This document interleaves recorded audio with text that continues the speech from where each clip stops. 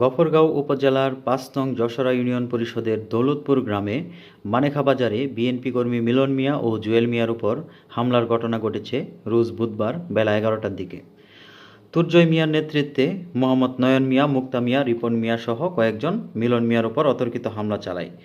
মিলন মিয়া বলেন, আমার অপরাধ, আমি খাদ্য বান্ধব প্রকল্পের চাউল গরিব মানুষের মাঝে সুষ্ঠুভাবে বন্টন করার কথা বলায় তারা আমার উপর চড়াও হয়ে মারপিট শুরু করে।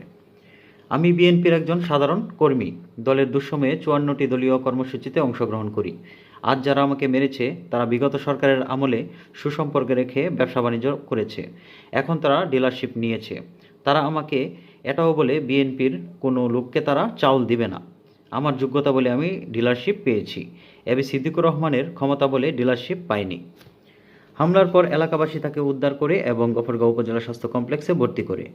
মিলন মিয়া বলেন, এ ব্যাপারে মামলার প্রস্তুতি চলছে। হামলাকারীদের দৃষ্টান্তমূলক এবং কঠিন শাস্তির দাবি জানাচ্ছি।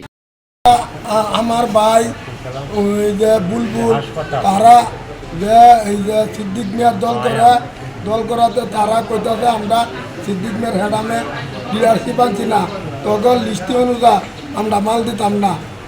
আমরা তাদেরকে লিস্টি দিয়েছিলাম যে সাধারণ বিএনপি যারা করছে, গরিব মানুষ, অসহায় মানুষ, তাদেরকে মাল দেওয়ার জন্য করছি দেখে আমাদের উপর জিত জুলুম করে আমাদেরকে পরের দিন মারপিট করছে।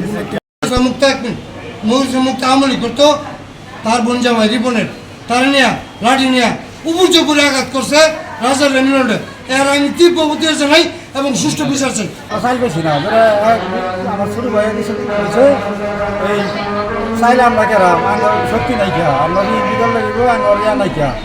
পরে হইল তার বাইশটা কাঠুটা তুর্য মানে মারতেছে, আমি বাই পরে আমি আইসি আর মার খাওয়া পরে আমার একদম মারাইছে আর লাগতে মারছি বিচার চাই।